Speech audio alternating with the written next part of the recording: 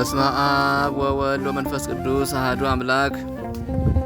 አማስሩ ለወርኃ ጥር በዛቲ ዕለት ሰሩ አበዊነ መምህራነ ቤተ ክርስቲያን ከመ ይጹሙ መሃይምናን በዛቲ ዕለት እስከ ምሴት ወይብልዑ ምንተኒ መባልዕተ ጥሉላተ ዘእንበለ ዘይትበላ በጾም ወበዐቢይ።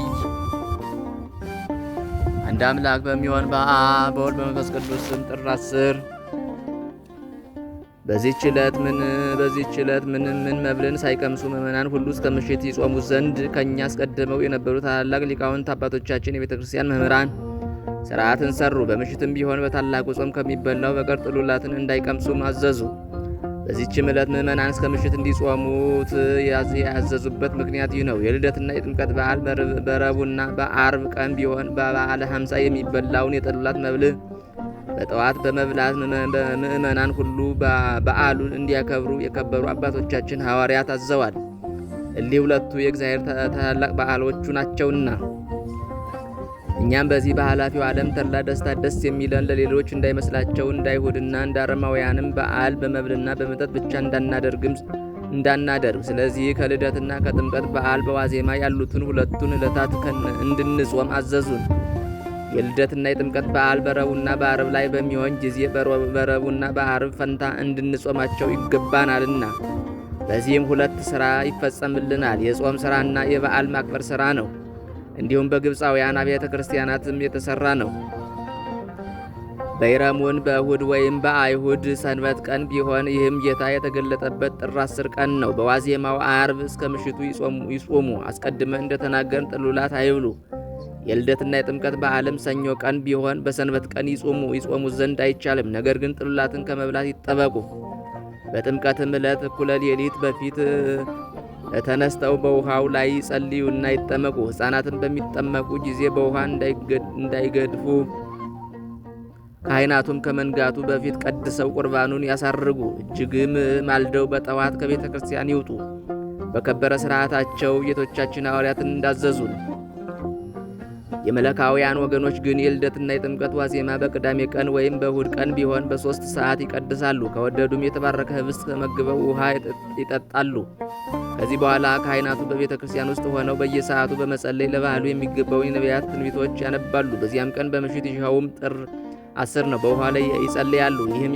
ይህም አባቶቻችን ሐዋርያት እንዳዘዙት አልሆነም። እርሳቸው የኤጲፋንያን በዓል እንዲያከብሩ አዘዋል።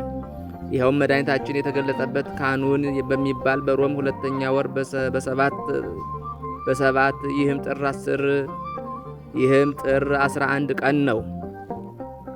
መለካውያን ግን የከበሩ አባቶች የቤተ ክርስቲያን መምህራን ያዘዙትን ይተላለፋሉ። በልደትና በጥምቀት በዓል ዓርብም ረቡዕም ቢሆን አስቀድመው በእርሱ ፈንታ ሳይጾሙ በጠዋት ተነስተው ይበላሉና እኛም ከበደላችን ያነጻን ዘንድ በዮርዳኖስም ወንዝ እንደገለጸ የጌትነቱን ክብር በልቦናችን ይገልጥልን ዘንድ የክብር ባለቤት የሆነ ጌታችን ኢየሱስ ክርስቶስን እንለምነው። ጌትነት፣ ክብር፣ ስግደት ለእርሱ ይገባልና ከቸር አባቱ ጋር ይቅር ባይ ከሆነ ከመንፈስ ቅዱስም ጋር ዛሬም ዘወትርም ለዘላለሙ አሜን። ሰላም እብል ለጾም ዕለት ዋሂድ ዘስሙ ገሃድ መምህራነ ሥርዓት አቀሙ ለዘይመጽእ ትውልድ እመባልት ጥሉላት ወምነቅሱም ማይድ አንስት የተሃረማ ወይጾሙ እድ።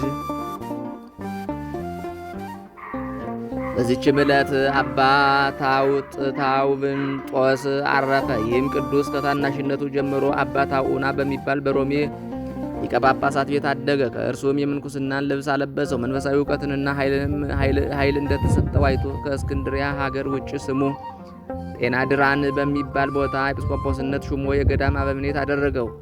በእርሱ ስር ያሉ መነኮሳትም 700 ናቸው። ከዚህ በኋላ ከእርሱ ጋር ላሉ መነኮሳት አለቃ የሆነ ኤጲስቆጶስ ታውምንጦስ ከከሃዲ ንጉሥ ዲዮቅልጥያኖስ ስለሆነው ሁከት በሰማ ጊዜ ሸሽቶ ወደ ደብረ ሲሃት ገዳም ሄዶ እግዚአብሔርን ከምትፈራ ከአንዲት ድንግል ዘንድ ተቀመጠ።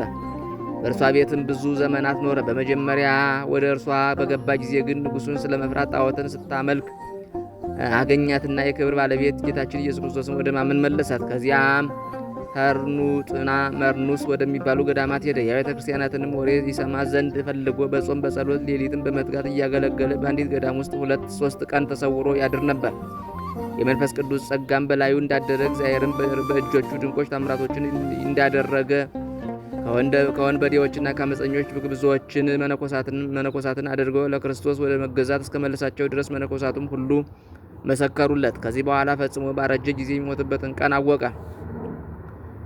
ልጆቹንም የክርስቶስ በሆነች በቀናች ሃይማኖት እንዲጸኑ ትእዛዙንም እንዲጠብቁ አስተማራቸው። ወዲያውኑም በሰላም አረፈ። ለእግዚአብሔር ምስጋና ይሁን። እኛንም በዚህ አባት ጸሎት ይማረን፣ በረከቱም ከእኛ ጋር ትኖር ዘላለሙ አሜን።